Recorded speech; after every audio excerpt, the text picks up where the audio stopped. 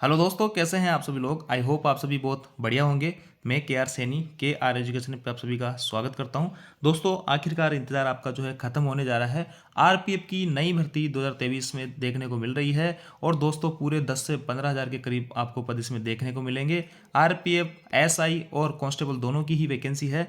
और साथ ही दोस्तों ए टू जेड जानकारी है, एक कॉन्फिडेंशियली एक गोपनीय लेटर यहाँ पे जो है वायरल हो रहा है। क्या उसकी सच्चाई है, सारी कुछ डिटेल से बात करेंगे और इसमें क्या कुछ लिखा हुआ है और आरपीएफ की जो भर्ती है उसका नोटिफिकेशन किस डेट को आ जाएगा ये भी मैं आपको इस वीडियो में बताऊंगा कि कब तक जो है संभावना है नोटिफिकेशन आने की। और दोस्तों एकदम लेटेस्ट है और इसमें जो है बहुत बड़ी अपॉर्चुनिटीज है। 2018 के बाद में वैकेंसी पूरे 5 साल बाद में आ रही है और बहुत अच्छी मात्रा में आ रही है। तो आप सभी लोग जो है तैयारी में जुट जाइए और बहुत जल्दी आपको नोटिफिकेशन यहाँ पे देखने को मिलेगा। तो जो लेटर वायरल हुआ उसमें देख लेते हैं क्या कुछ। और साथ ही दोस्तों मैं बात करूंगा इसमें कि आरपीएफ एसआई की और कांस्टेबल की सैलरी वगैरह क्या रहेगी, एज वगैरह क्या है, एग्जाम पैटर्न क्या है और इस भर्ती प्रक्रिया में जो है कौन सा बदलाव होने जा रहा है, सिलेबस क्या रहेगा, सारी कुछ डिटेल से बात करेंगे। साथ ही जो एज में कोई रिलैक्सेशन वगैरह मिलेगा या नहीं मिलेगा, क्योंकि कोविड के कारण 1-2 साल वैकेंसी यहाँ पे नहीं हो पाई थी, सारी कुछ डिटेल से बात करूंगा। दोस्तों वीडियो को लास्ट तक जरूर देखिएगा, बहुत इंफॉर्मेटिव होने वाला है। तो सबसे पहले इस लेटर को देख लेते हैं। लेटर जो है दोस्तों यहाँ पे देखिए 10/2023 का है और ये एकदम कॉन्फिडेंस लेटर था, वायरल नहीं होना चाहिए था लेकिन वायरल हो गया ये।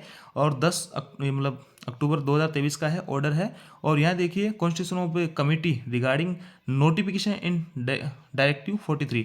देखिए यहाँ पे एक कमेटी का गठन किया जा रहा है दोस्तों। और मैं आप सभी लोगों को बता देना चाहता हूँ कि आज से पहले जो आरपीएफ की भर्तियाँ होती थी, चाहे वो कांस्टेबल की हो या फिर जो है एसआई की हो, आरपीएफ में किसी भी टाइप की कोई भर्ती हो, आरपीएफ ही उसको जो है कंडक्ट करवाती थी। पहली बार ऐसा होने जा रहा है कि अब जो है आरपीएफ जो कांस्टेबल है और एसआई का एग्ज़ाम है वो कंडक्ट कराएगी आरआरबी। इस लेटर में यही कुछ सारा कुछ लिखा हुआ है। आरआरबी जो है इस एग्ज़ाम को कंडक्ट कराएगी। और पहले जो वैकेंसी 2018 में आई थी उसका सारा काम जो है डायरेक्शन वगैरह सारी कुछ जो है आरपीएफ के द्वारा की गई थी, खुद के द्वारा ही। इस बार एग्ज़ाम जो है ये आरआरबी के थ्रू होगा। और देखिए इसका जो सिलेक्शन प्रोसेस है उसमें आपको सबसे पहले सीबीटी देना पड़ता है। उसके बाद में फिर जो है आपका एफिशिएंसी टेस्ट होता है और मेडिकल, उसके बाद में मेडिकल वगैरह होता है। जैसे कि इसमें 3 स्टेप हो जाते हैं। पहले आपका एग्जाम होगा और एग्जाम जो कंडक्ट कराएगा वो करवाएगा आपका आरआरबी। उसके बाद में आपका जो फिजिकल एफिशिएंसी वगैरह हो गई या फिर जो मेडिकल वगैरह वो सारा कुछ कराएगा आरपीएफ, खुद ही करवाएगा। ओनली एग्जाम आरआरबी यहाँ पे कंडक्ट कराएगा। ये सारी चीज़ लेटर में लिखी हुई है। और देखिए दोस्तों इसमें जो है जो आरआरबी की जो कमेटी है वो गठन किया है, उसमें इतने सारे लोग रहेंगे और डीजी लेवल का जो है वो भी बंदा इसमें रहेगा। इसके बाद में आगे लिखा है since first stage of recruitment is to be conducted by RRB when in second phase including PET PME यानी फिजिकल एफिशिएंसी टेस्ट और मेडिकल जो टेस्ट होगा वो और डीवी वगैरह सारा कुछ जो काम है आरपीएफ खुद कराएगी और एग्जाम जो है सिर्फ आरआरबी लेगी। इसके बाद में देखिए सबसे इंपॉर्टेंट बात यहाँ पे देखिए दोस्तों, the committee is requested to kind complete the exercise at the earliest and submit modified draft directive 43 22/16/10/2023। यानी ये जो है बहुत जल्दी यहाँ पे इन्होंने जो है सारी कुछ डिटेल मांगी है और एज सून एज यानी 16 अक्टूबर तक ये सारी डिटेल इन्होंने मांगा है। कमेटी का सारा कुछ जो मॉडिफिकेशन है वो कैसे रहेगा, क्या कुछ रहेगा, जल्दी जल्दी इन्होंने मांगा। कहने का मतलब ये जो है आरपीएफ की वैकेंसी बहुत जल्दी है। या तो जो दोस्तों ये अक्टूबर अभी चल रहा है और पूरी पूरी संभावना की ये नवंबर लास्ट में या फिर दिसंबर में आपको आरपीएफ की वैकेंसी देखने को मिलेगी। 101% दोस्तों आरपीएफ की बहुत सारे पद यहाँ पे खाली पड़े हैं, बहुत टाइम से वैकेंसी नहीं हुई है। और यहाँ पे देख लीजिए कि जो कमेटी है इसका मॉडिफिकेशन का जो कम से कम इनको टाइम दिया गया है 16/10/2023 तक का, यहाँ तक सारी डिटेल कंप्लीट करके इनको देनी है। इसके बाद में ये जो है वैकेंसी का जो रिक्रूटमेंट का है वो सारी कुछ प्रोसेस यहाँ पे स्टार्ट करेंगे। नवंबर या दिसंबर में आपको नोटिफिकेशन देखने को मिल जाएगा। अब जो मैं बात कर लेता हूँ दोस्तों 2018 का जो नोटिफिकेशन था उसके आधार पर जो है वैसा ही सारे कुछ जो है एज जो रिलेक्सेशन वगैरह कैसे क्या मिलेगा, क्या सिलेबस रहेगा, एग्जाम पैटर्न क्या है, सारा कुछ मैं आपको बता देता हूँ। तो चलते हैं 2018 का नोटिफिकेशन मैं आप लोगों को दिखा देता हूँ। दोस्तों स्क्रीन पे जो है आप 2018 का जो नोटिफिकेशन था आरपीएफ एसआई का वो देख पा रहे होंगे।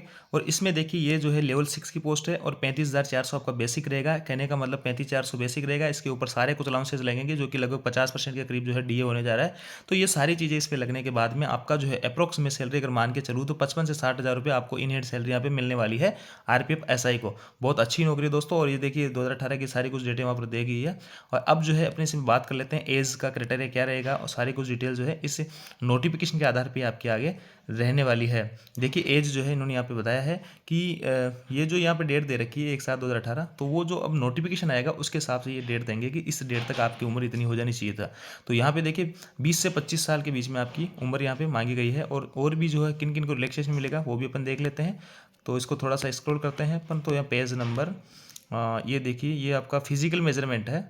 फिजिकल मेजरमेंट भी आप एक बार देख लीजिए कि आपके जो है किसी टाइप की कोई समस्या तो नहीं है। फिजिकल अगर मेजरमेंट में अगर कोई दिक्कत होगी तो फिर आपको यहाँ पे बाहर कर दिया जाएगा। क्वालिफिकेशन देख लेते हैं, एजुकेशन क्वालिफिकेशन एंड एज। तो देखिए कैटेगरी जो है एजुकेशन क्वालिफिकेशन, यहाँ पे आपका ग्रेजुएशन आपके पास में होना चाहिए किसी भी स्ट्रीम से। अगर आपको आरपीएफ में ऐसा ही बनना है तो आपके पास में कोई भी बैचलर डिग्री होनी चाहिए किसी भी रिकॉग्नाइज्ड यूनिवर्सिटी से। और इसमें जो है एज आपकी 20 से 25 साल की दी गई है आरपीएफ के अंदर। ये जनरल वालों के लिए है, अलग अलग कैटेगरी में अलग अलग तरह की यहाँ पे छूट भी मिलेगी। तो ये जो है क्वालिफिकेशन में आप क्लियर हो जाएगा कि आपके पास में कोई डिप्लोमा डिग्री की आवश्यकता नहीं है, सिर्फ आपके पास में ग्रेजुएशन होना चाहिए किसी भी यूनिवर्सिटी से जो कि आपका रिकॉग्नाइज्ड यूनिवर्सिटी है। फिजिकल मेजरमेंट में देख लीजिए आप, यहाँ पे हाइट आपका यूआर वालों का 165 सेमी, SC ST का 160, और ये जो है इन लोगों का 163 चाहिए। फीमेल में इतना चाहिए, और ये जो है आगे ये भी देख लीजिए इसमें जो है। और आप सभी लोगों को मैं बता देना चाहता हूँ कि यहाँ पे 50% का रिजर्वेशन है। 50% पे फीमेल लगेगी, 50% पे मेल लगेगी। यानी कि अगर 10,000 की वैकेंसी आती है तो 5,000 यहाँ पे मेल लगेंगे, 5,000 जो है फीमेल कैंडिडेट्स यहाँ पे लगेंगे, ज्वाइन करेंगे। तो ये सारी कुछ डिटेल थी इसमें। फिजिकल एफिशिएंसी की बात देखिए, ये हाइट इसमें कितनी कितनी मांगी गई है। और इसमें ये जो है ओनली मेल चेस्ट, ये चेस्ट का भी इन्होंने यहाँ पे मेजरमेंट दिया है, और ये भी आप देख लीजिएगा कितना क्या किस में चाहिए होगा। और आगे अगर अपन देखते हैं तो ये जो है एज में रिलैक्सेशन है SC ST वालों को 5 साल में। जैसे कि इसमें 20 से 25 साल जो है जनरल वालों के लिए था, तो इसमें 20 से 30 साल हो जाएगा आपका SC ST वालों के लिए, 20 से 28 साल हो जाएगा आपका OBC और नॉन क्रिमिलियर के लिए। इसी प्रकार से एक्स सर्विसमैन वगैरह हैं और अलग अलग कैटेगरी के हैंडीकैप सॉरी नहीं, विडो डाइवर्स वगैरह, ये वुमेन इनको जो भी यहाँ पे एज रिलैक्सेशन दिया हुआ है वो आप देख सकते हैं किसको कितना एज रिलैक्सेशन यहाँ पे मिलेगा। अब दोस्तों आप सभी लोगों में बहुत सारे कैंडिडेट्स के ऐसे कॉमन सवाल होगा कि सर हम जो है वैकेंसी नहीं आने के कारण, जो कि कोविड के अंदर वैकेंसी आनी थी उसमें दौरान जो हम वैकेंसी नहीं आई, उस कारण हम जो है यहाँ पे ओवरेज हो गए हैं, तो क्या हमें यहाँ पे छूट मिलेगी नहीं मिलेगी। तो देखिए दोस्तों, इस पर जो है अभी कुछ भी कहना जल्दबाजी होगा। जो भी नोटिफिकेशन आएगा, हालांकि आपको यहाँ पे छूट तो मिलनी चाहिए क्योंकि जो है वैकेंसी नहीं हो पाई इस कारण आप ओवरेज हो गए, लेकिन फिर भी जो है गवर्नमेंट देखते हैं नोटिफिकेशन के अंदर क्या आता है ये। और यहाँ पे अभी एज के बारे में कुछ कहना जल्दबाजी होगा। फिलहाल जो है सारा कुछ क्राइटेरिया 2018 का यहाँ पे रहने वाला है, यही मान के अपन चल रहे हैं।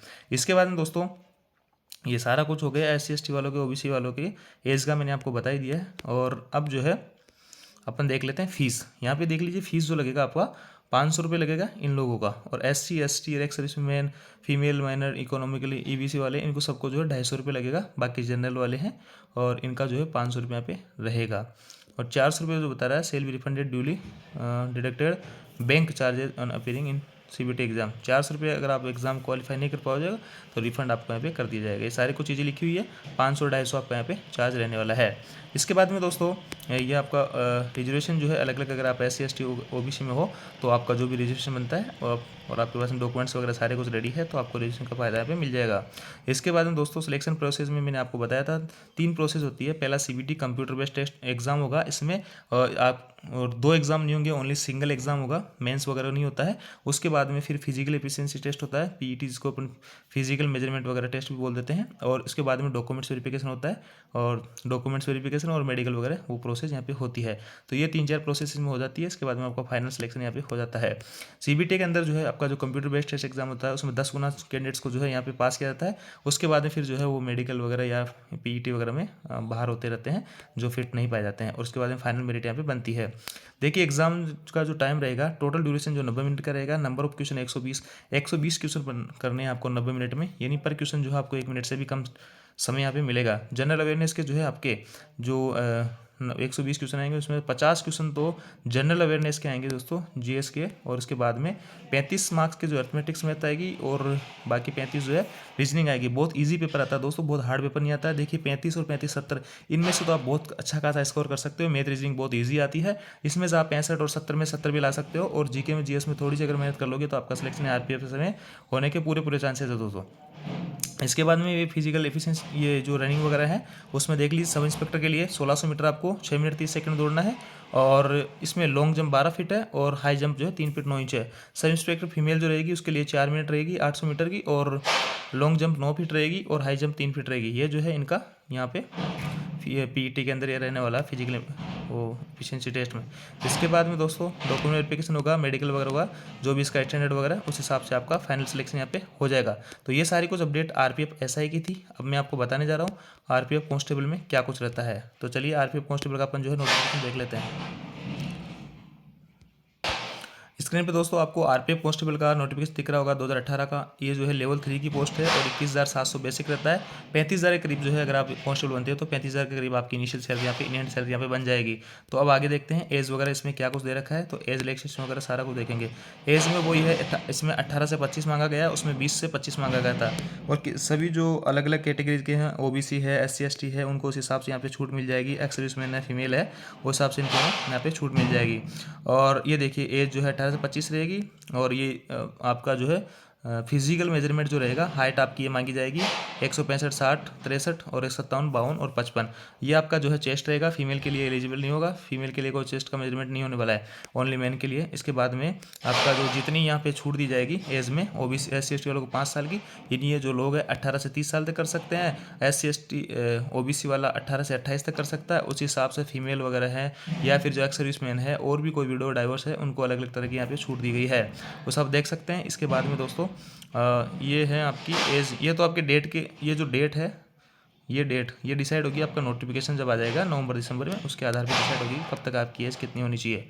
फीस वो है 500-250 रुपये, जनरल वालों के लिए 500 है, जनरल ओबीसी के लिए। बाकी SC ST महिला EBC उन सब के लिए 250 रुपये हैं। ये आपका रिफंड हो जाएगा अगर आप एग्जाम क्लियर नहीं कर पाते हो तो। उसके बाद में और अगर अपन आगे बढ़ते हैं तो आगे अपन देखेंगे इसमें एग्जाम पैटर्न वही सारा कुछ सेम रहेगा। 3-4 स्टेप्स में रहने वाली है। रिजर्वेशन अगर आपके पास में सारे कुछ डॉक्यूमेंट्स है आपकी कैटेगरी वाइज के या OBC NC के या SC ST के, तो आपको रिजर्वेशन का फायदा यहाँ पे मिल जाएगा। इसके बाद में दोस्तों यहाँ पे आगे अगर अपन आगे बढ़ते हैं, रिक्रूटमेंट प्रोसेस वही सारी कुछ सेम है जैसा कि मैंने अभी बात की थी। CBT लगेगा, एक ही एग्जाम होता है, मेंस का एग्जाम नहीं होता है। फिर PAT होता है, फिजिकल एफिशिएंसी टेस्ट होता है, फिजिकल मेजरमेंट टेस्ट होता है, और फिर जो डॉक्यूमेंट वेरिफिकेशन यहाँ पे होता है। अब देखिए यहाँ पे टोटल 4 प्रोसेस हो गए। CBT में आपका एग्जाम रहेगा, एग्जाम के अंदर जो है कि GK GS मैथ वगैरह आती है। तो जनरल अवेयरनेस जो आएंगे उसके क्वेश्चन मैं आपको बताऊंगा कितने क्वेश्चन आते हैं। फिजिकल एफिशिएंसी में अभी अपन ने देखा है, फिजिकल मेजरमेंट में हाइट वगैरह अपन ने देख ली है। फिजिकल एफिशिएंसी में जो दौड़ वगैरह है वो भी अपन देख लेते हैं, कितनी दौड़ में चाहिए होगी, कितने मिनट में। इससे पहले कंप्यूटर बेस्ड जो टेस्ट जो एग्ज़ाम होगा और इतनी सारी लैंग्वेज में होगा, आप जिस भी लैंग्वेज में सूटेबल हो वो लैंग्वेज सेलेक्ट कर सकते हो। इसके बाद में दोस्तों यहाँ पे अगर आगे बढ़ते हैं तो 90 मिनट में 120 क्वेश्चन करने हैं। वही सेम पैटर्न है जैसा कि अपने आरपीएफ ऐसे में देखा था। जनरल अवेयरनेस के 50 क्वेश्चन है, अर्थमेटिक्स के 35 है और जनरल रीजनिंग के 35 है। इनमें आप अच्छा खासा स्कोर कर सकते हो, थोड़ी सी मेहनत करोगे इसमें, जैसे कि 50 नंबर की है तो 30-40 नंबर का लाते हो तो 100% आपका सिलेक्शन यहाँ पे आरपीएफ कांस्टेबल में हो जाएगा। तो ये सारी कुछ डिटेल थी इसमें। ये आपका सिलेबस रहेगा, सिलेबस आप देख पाएंगे। मैं इसका जो है ये सारा PDF जो है टेलीग्राम ग्रुप में भेज दूंगा, जिसका लिंक आपको डिस्क्रिप्शन में मिल जाएगा, वो जाके आप टेलीग्राम ग्रुप ज्वाइन कर सकते हो। फिजिकल एफिशिएंसी टेस्ट में और फिजिकल मेजरमेंट जो PM होता है उसमें देख लीजिए। कांस्टेबल के लिए 1600 मीटर की दौड़ करनी है 5 मिनट 45 सेकंड में मेल कैंडिडेट्स के लिए। 800 मीटर की जो दौड़ करनी है 3 मिनट 40 सेकंड में फीमेल कैंडिडेट्स के। दौड़ यहाँ पे आरपीएफ SI से भी थोड़ी हार्ड है आरपीएफ कांस्टेबल की। लॉन्ग जंप आपका 14 फीट करना है मेल को, फीमेल को 9 फीट, और हाई जंप 4 और 3 करनी है मेल और फीमेल को। तो ये देख लीजिए, ये आपका यहाँ पे फिजिकल एफिशिएंसी टेस्ट होगा। ऐसे फिजिकल मेजरमेंट अभी दौड़ अपने जो है हाइट वगैरह सारा कुछ देख लिया था, और ये जो है डॉक्यूमेंट वेरिफिकेशन होगा। देन उसके बाद में आपका मेडिकल वगैरह सारा कुछ कंप्लीट प्रोसेस होने के बाद में आपको फाइनल सिलेक्शन यहाँ पे दे दिया जाएगा। और PET आपका जो CBT लगाएगा उसमें 10 गुना कैंडिडेट्स को यहाँ पे पास किया जाएगा। इसमें सारा कुछ डिटेल अपनी बात की दोस्तों, एज इलेक्शन वगैरह की सारी कुछ कैसे क्या रहेगा, तो ये सारी कुछ डिटेल थी, आप लोगों को पता होना चाहिए। अगर आप इसमें सारी कुछ चीज़ें फिट पाए जाते हो, और इसमें एक एजुकेशन क्वालिफिकेशन भी देख लीजिए, ओनली 10th पास आपके पास में। अगर 10th की मार्कशीट है आपके पास में, आप इसके लिए एलिजिबल हो, आरपीएफ कांस्टेबल का फॉर्म यहाँ पे डाल सकते हो। परसेंटेज का कोई मायना नहीं है, कितनी परसेंटेज आपके पास बनी हो आप इसमें फॉर्म डाल सकते हो। तो ये सारी कुछ जानकारी दोस्तों, आई होप आपको जानकारी अच्छी लगी। वीडियो आपको अच्छा लगा तो वीडियो को लाइक कीजिए, दोस्तों के साथ शेयर जरूर कीजिए। किसी भी टाइप का डाउट हो तो कमेंट जरूर कीजिए। Thank you.